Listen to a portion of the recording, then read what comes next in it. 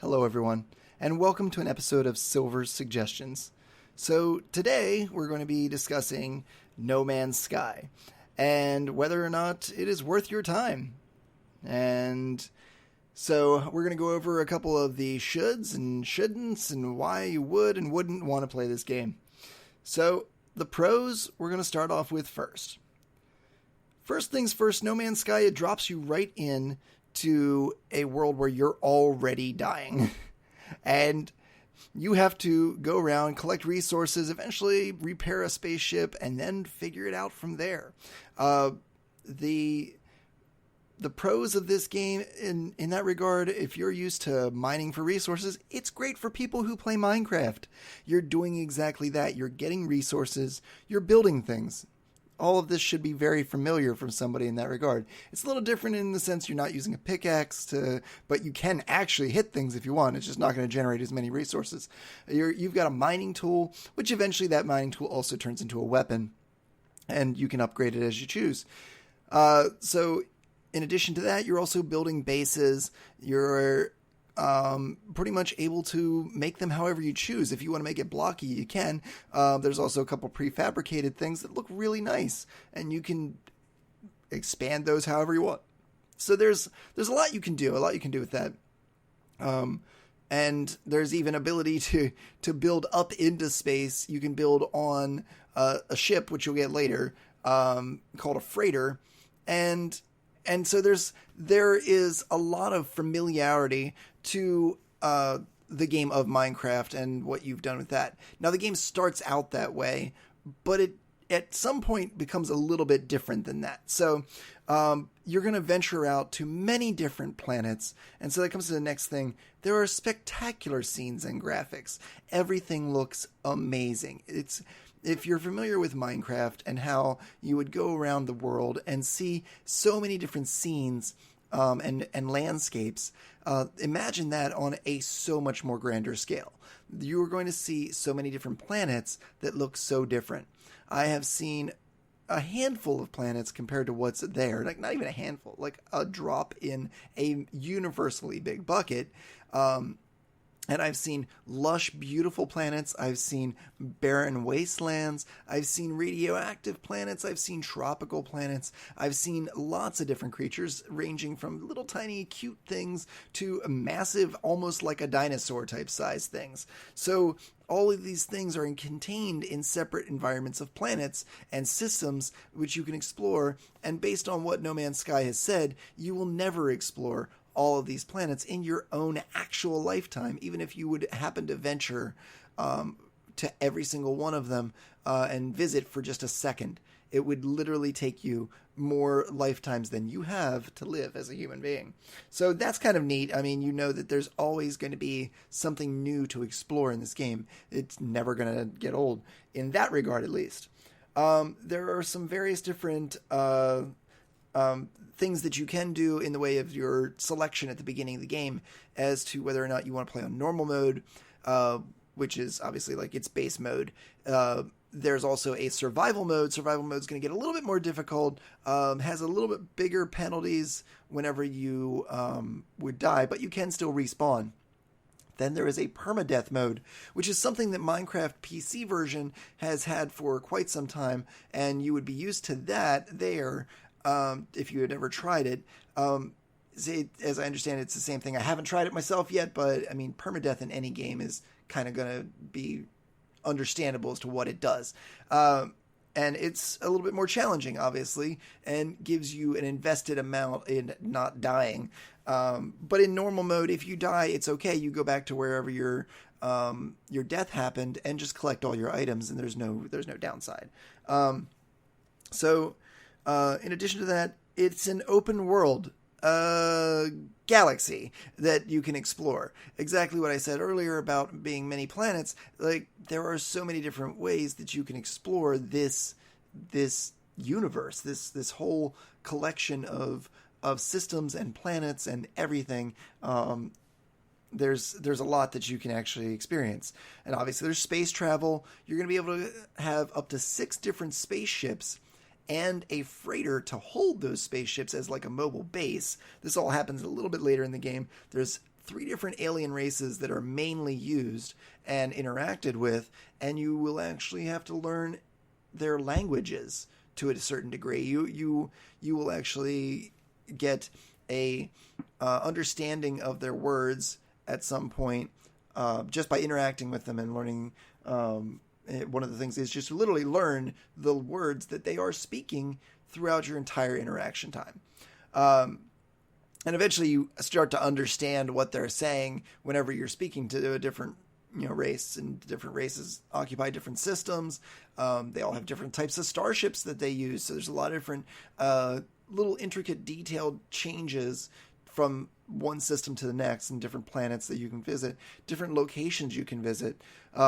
There is actually a whole economy system built into the game where, because you're mining different materials, you're going to have the ability to sell and buy some of those materials. That entails actually a currency system, which you can get rich in this system, and eventually, whenever that happens, it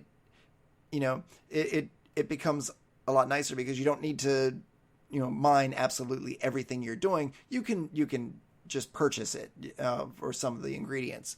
And those ingredients, all those things you're mining, they're all based on the elemental table. You're having sodium, you're having carbon, you're having oxygen, all these things that you're familiar with in the scientific sense, you're going to see in No Man's Sky on a larger basis. And you'll be carrying around a lot of different materials, different minerals that that you're familiar with. And one of the biggest things in No Man's Sky that doesn't happen in a lot of open world games, especially like Minecraft, which, given Minecraft does kind of have an ending, but it doesn't really have a story. There's no storyline behind it. This has an actual storyline embedded inside the game, which you can technically finish, but it also doesn't end your game. Like, you can still play beyond that, which is really nice. No matter what your decisions are, guys, don't worry, you can still play beyond that. But the story is actually pretty intriguing, and you get a lot of good decisions within that story as to how you would interact with certain characters, and it can be a little mind blowing if you're not familiar with it. I'm not trying to do any spoilers, but there is a story, and it's pretty amazing. So along the way, though, you're going to find another thing of my favorite is distractions in games.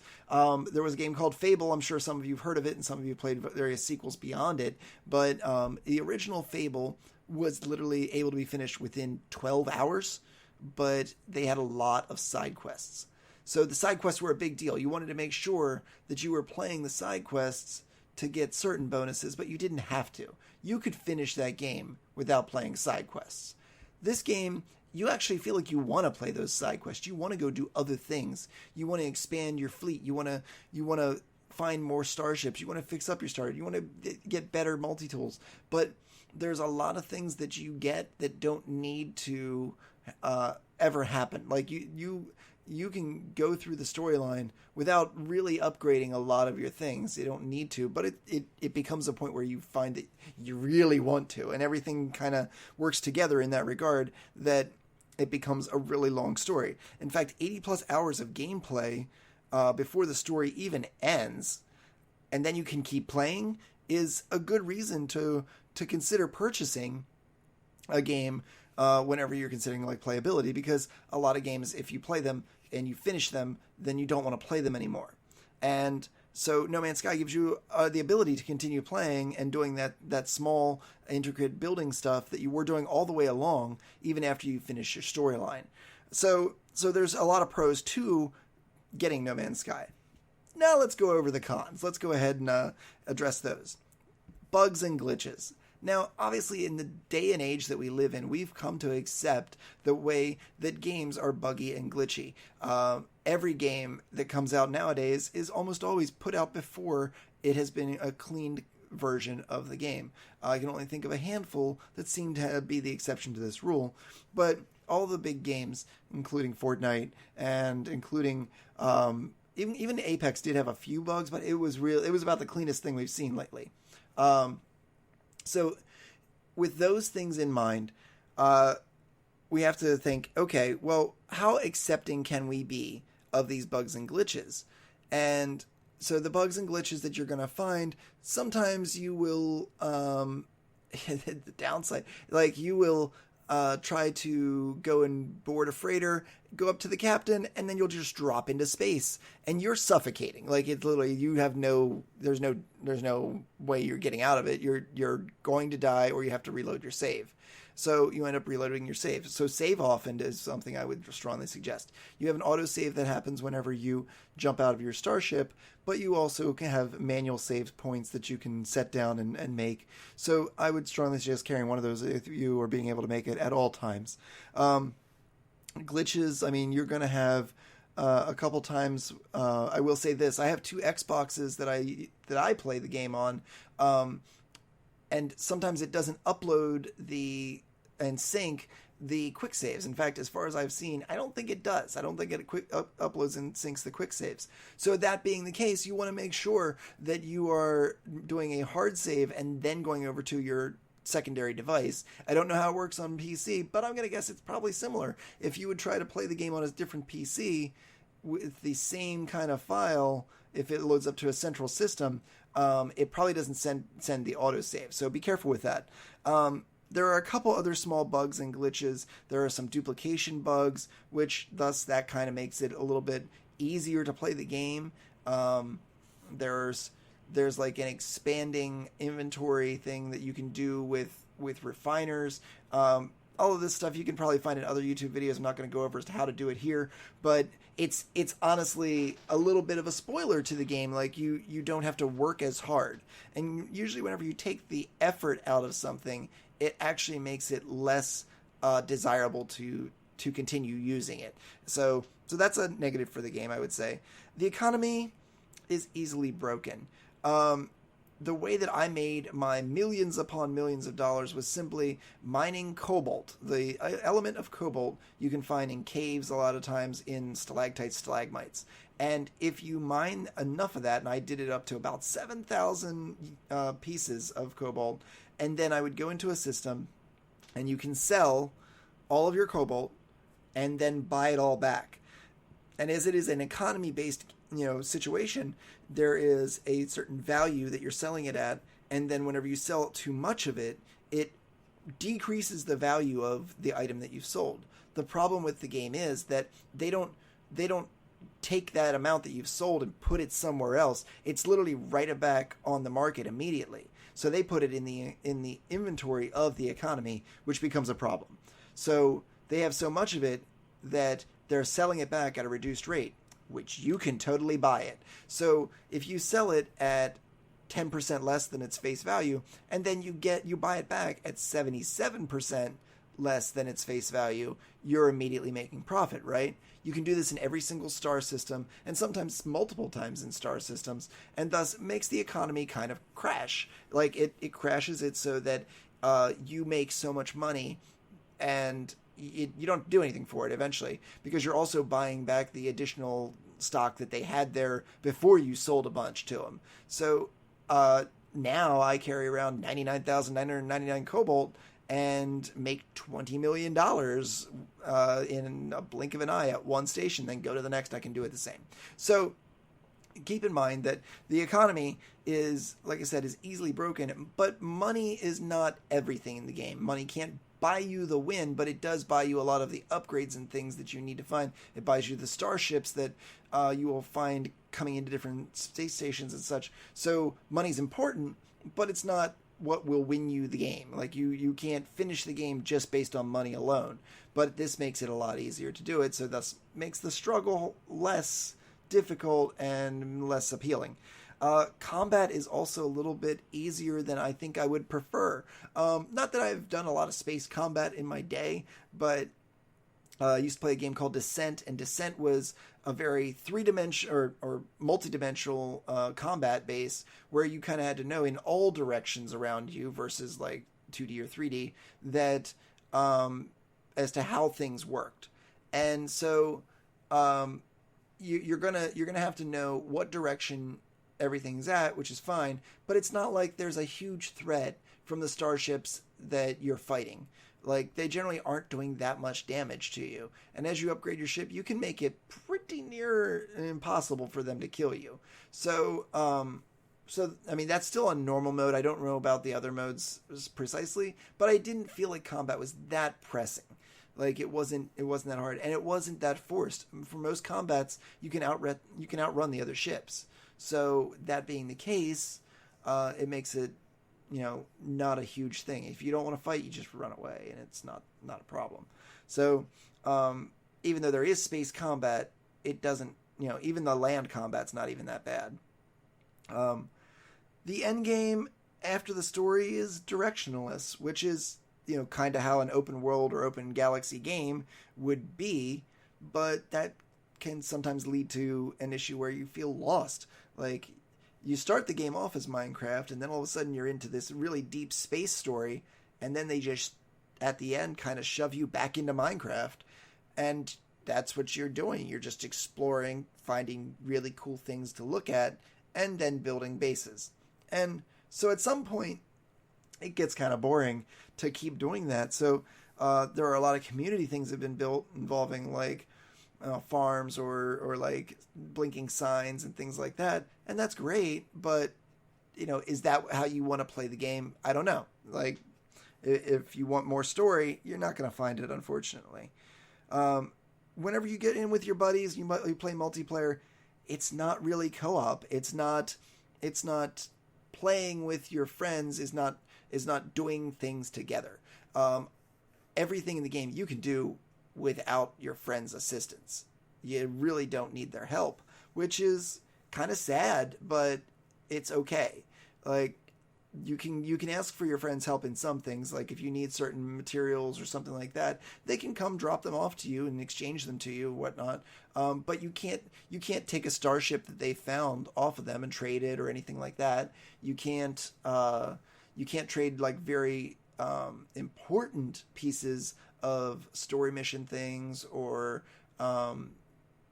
quest items, things like that. So for the most part, you're really just doing this on your own with the ability to get small bits of help from your friends. They can help you build bases. So I guess that's sure. There's a little bit of realism, a little bit of you have to suspend your self-belief whenever it comes to the things that are happening. Your jetpack recharges, but it doesn't actually cost you anything to recharge it. There's simple things that you would probably, like, you don't ever have to eat in this game, actually.